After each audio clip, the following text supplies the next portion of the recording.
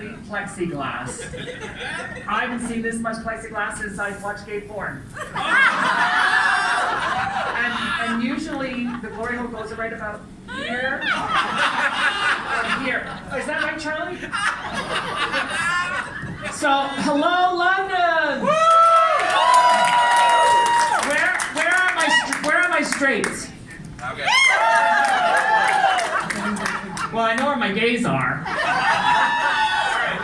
So, isn't it great to get out? I mean, I don't even mind wearing a mask, and I don't even know why the hell I am.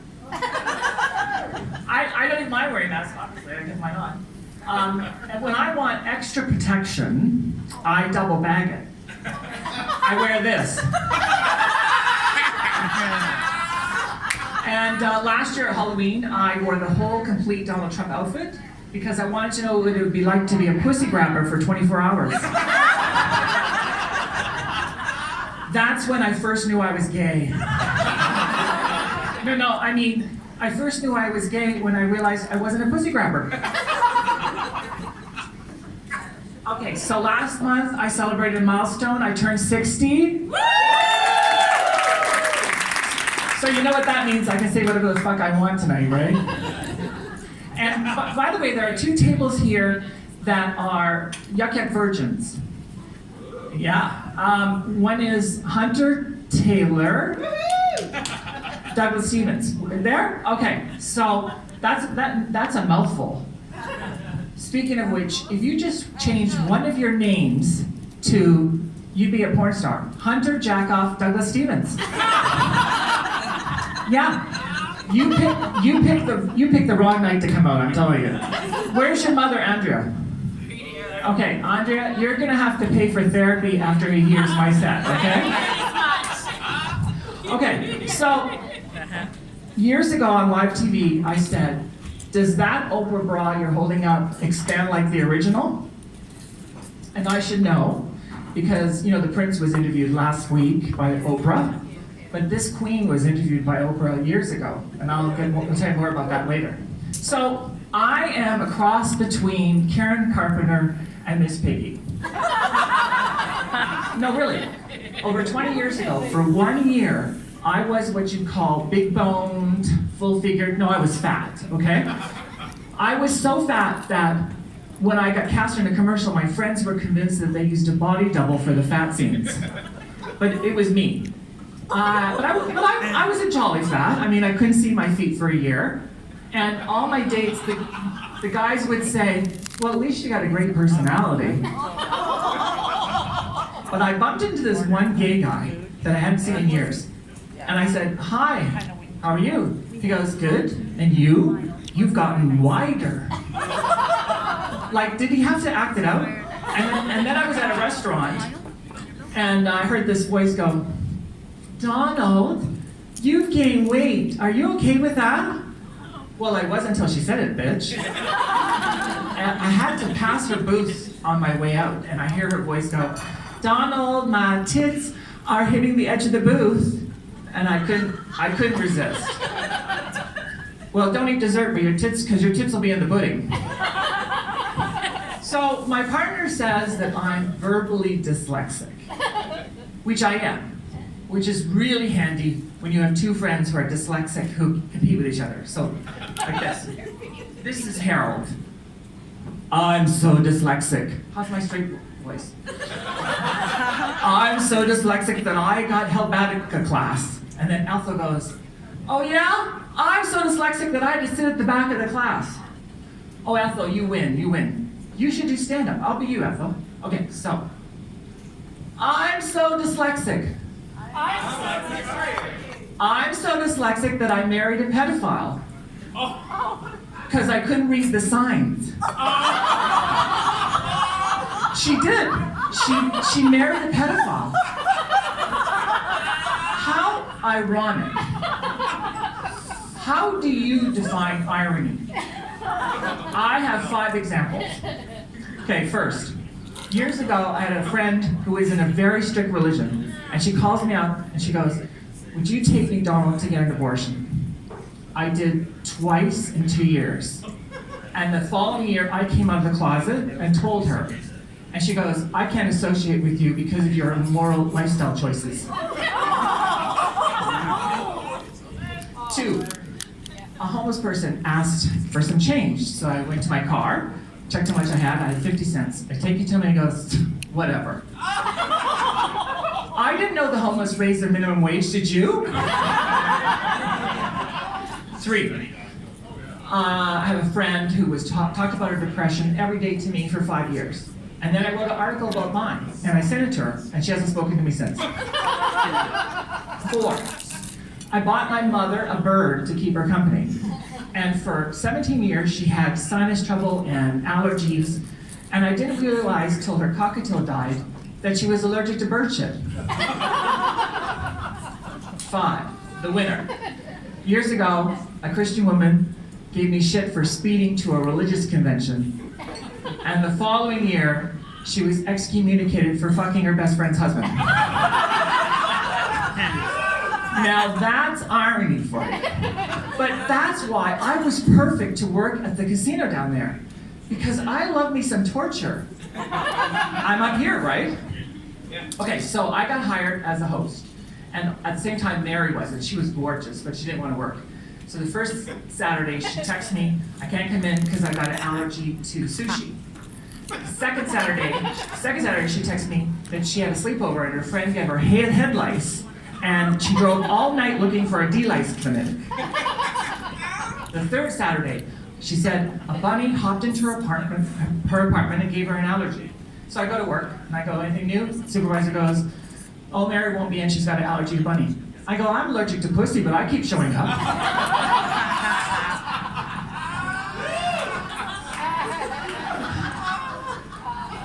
So, did I tell you? I got a good one. What is the worst common line for a germaphobe homosexual host? Meet me in the garbage room, no cameras. But if I had this plexiglass box with a glory hole, I don't know, I'm just saying, right? So one of our busiest days is Thursday, breakfast. 9:30 in the morning, a couple calls me over. The wife goes, what are you doing your other job? Are you an escort? I go, no. She goes, well, you're handsome. And her husband goes, yeah. I thought, should I tell him we only serve breakfast here? She goes, I think you'd make a good cocksucker. I tell my 200 coworkers and half of them go, oh my God, what did you say? I said, thank you. The other half said, weren't you offended? I go, no, I would have been offended if she said, I don't think you'd make a good cocksucker. My partner hates that story. Is he here? Because he says something worse 2 days later. We went out for breakfast, and the waitress goes, because she knows me, I know, Donald, burnt ham, burnt toast, burnt everything. She walks away, and my partner goes, you would have done well in Auschwitz. Too soon? Wait to hear what I got coming up. So, did I tell you that I wrestled a Moroccan midget? Yep. I got lost in Amsterdam, and I ran into this very nice little person. Well, I thought so at first. And then he took me dangerously close to a dike. I mean the water kind. And then he went for my wallet. And there was no way that little fucker was gonna get my traveler's checks. So we're wrestling. Oops. The cops said they didn't give me a ticket because dwarf tossing wasn't illegal yet. But don't ask me what happened to that midget. All right, Oprah. 10 years ago, I was on Oprah. And now I'm doing stand-up inside a plexiglass horror box with other glory hole. Things are looking up. So, Oprah show. I'm on Oprah, she bounds out, she goes, where are my people? And I go, hi.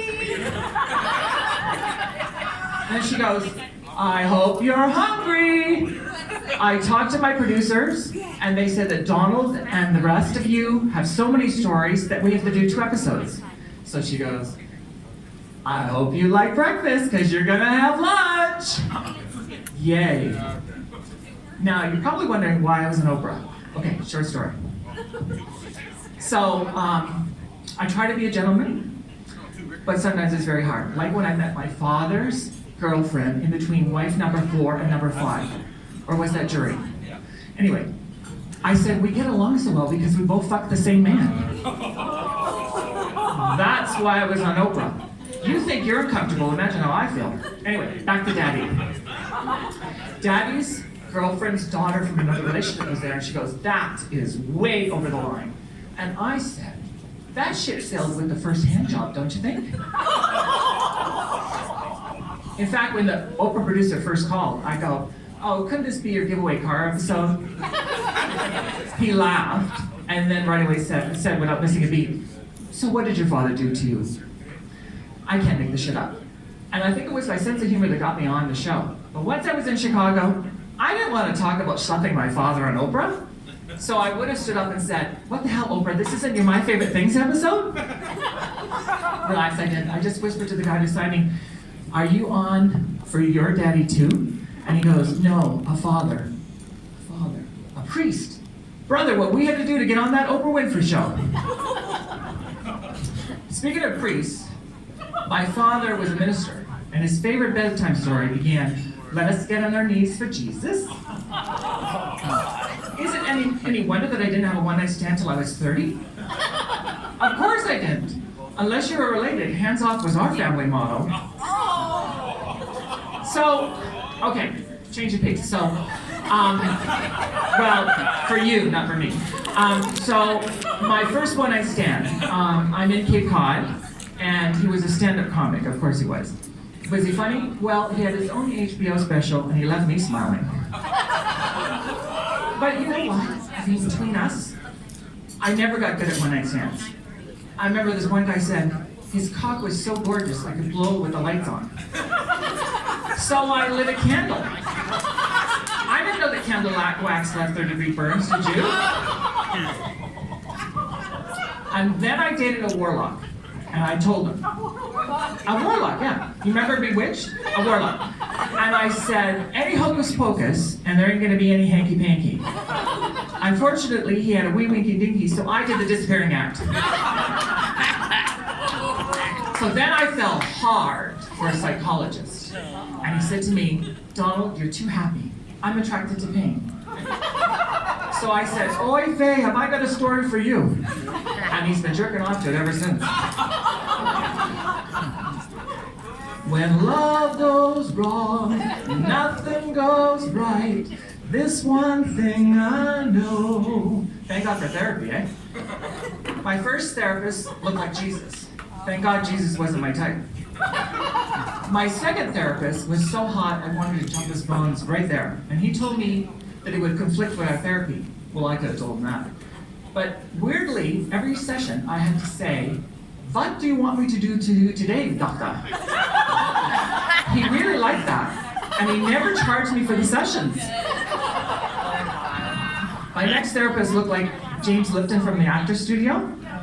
You know, so I pretended that I was being interviewed. And he said to me, if you want to find out if you're gay, Donald, just boink a woman. I never went back. But no surprise, he gave me F for our acting class. My next therapist said, I cannot believe that Donald showed up in hot pants for our first session. I was thrilled. I felt like I had my first good review. Back to Daddy. Daddy said my mummy, wife number 1 if you're keeping track, a card. Roses are red, violets are blue. Boy, am I glad to get rid of you. But inside was a check for $1 in support for us 4 kids. I think that's why my friends call me cheap, or as I call myself, thrifty. In fact, I'm so cheap. How cheap are you? I'm so cheap that when I went to Goodwill to buy a 25-cent book, I asked if I could use my 10% discount card. But cheapness had nothing to do with why I went to buy porn. How could I buy porn when I was a Christian? So I snuck it out of the store. How thrifty of me. So, I think my humor would be much darker if it wasn't for my mother. She only slept with one man her entire life. And as you now know, I can't recommend him. I used to say to her, please, please, tell me you fucked the milkman. She said, nope, never did. but I did. You know, I think that the older I get, my humor helps me. Because last year we suffered a horrific loss, and this friend of mine sent me an email in sympathy, and then followed it up with a dick pic. And I wrote back, wow. And he writes back, remember? And I go, no, that I would have remembered. Okay, one more story. Last time I was hit on was at a funeral. Yeah. In January. And it was his mother's funeral. There was only 10 of us there. And one of them was his mother's body laid out in the open casket. Worse than that, it was my sister's partner was his mother. She was standing there beside the casket. After the service, he says to my sister, is Donald in love with me? And then he makes her a gourmet meal. Lucky bitch. And then after supper, he says to my sister, if you're really happy, I could be dessert. And my sister and I were like, that's an after funeral snack that we never imagined. I wonder if Oprah would be interested in that story. Thank you, London.